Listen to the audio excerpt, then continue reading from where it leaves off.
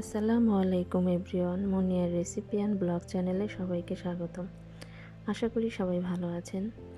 আজ আমি আপনাদের সাথে শেয়ার করব টমেটোর চপ।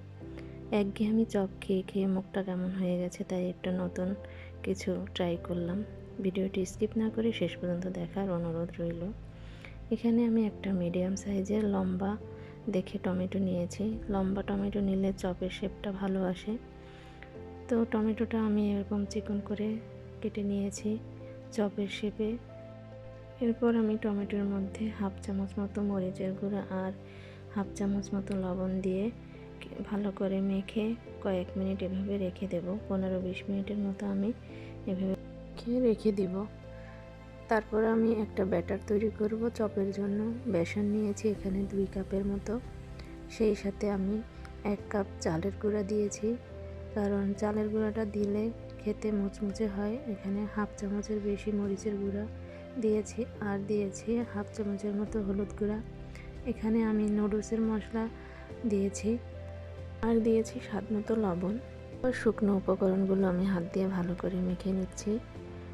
নুডলসের মশলাটা দিলে খেতে ভালো হয়, তাই আমি নুডলসের 1 প্যাকেট মশলা দিয়েছি। এরপর আমি অল্প অল্প করে পানি দিয়ে ভালো করে মেখে নিচ্ছি। একসাথে পানি দেওয়া যাবে না, অল্প অল্প করে দিতে হবে। আর ব্যাটারটা আমি হাত দিয়ে মাখাতে পছন্দ করি, তাতে করে ভালোভাবে মাখানো যায়। এই পর্যায়ে আমি দিয়ে দিলাম 1 চামচ রসুন বাটা, হাফ চামচ জিরে বাটা আর হাফ চামচ আদা বাটা দিয়ে আমি আবারও অল্প অল্প করে পানি মিক্স করলাম আর হাত দিয়ে ভালো করে ব্যাটারটা মেখে নিচ্ছি। এবার আমি দিয়ে দিব 1 চিমটির মতো খাবার সোডা। খাবার সোডাটা দিলে চপটা ভালো মুচমুচে হয় আর ফুলেও ওঠে। তো আমার ব্যাটারটা তৈরি হয়ে গেছে। এই ঘনত্বে আমি ব্যাটারটা রেখে দিব। আঙুল দিয়ে দেখতেছিলাম যে ব্যাটারটা আমার কতটুকু ঘনত্ব হয়েছে। এরপর আমি 1 ঘন্টার মতো রেস্টে রেখে দিয়েছিলাম। তারপর আমি টমেটোগুলো ব্যাটারের মধ্যে একটা একটা করে চুবিয়ে নিচ্ছিলাম, তেলের ভিতরে দেব। টমেটোর এপাশ ওপাশ ভালো করে ব্যাটারের মধ্যে চুবিয়ে আমি গরম তেলের মধ্যে একটা একটা করে দিয়ে দিচ্ছিলাম। তো এক পাশ হওয়া পর্যন্ত ওয়েট করছি।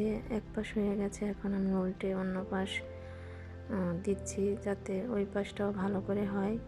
চপটা কিন্তু খেতে দারুণ হয়েছিল। আমি এর আগে কখনো টমেটোর চপ খাইনি, তবে নতুন হিসেবে ভালোই লেগেছিল। একটু টক টক ভাব ছিল। তো চপটা আমার রেডি হয়ে গেছে। এখন আমি তেল থেকে উঠিয়ে একটা পাত্রের মধ্যে রেখে দিচ্ছি। এভাবেই সবগুলো চপ আমি ভেজে নিয়ে একটা পাত্রের মধ্যে রেখে দিলাম।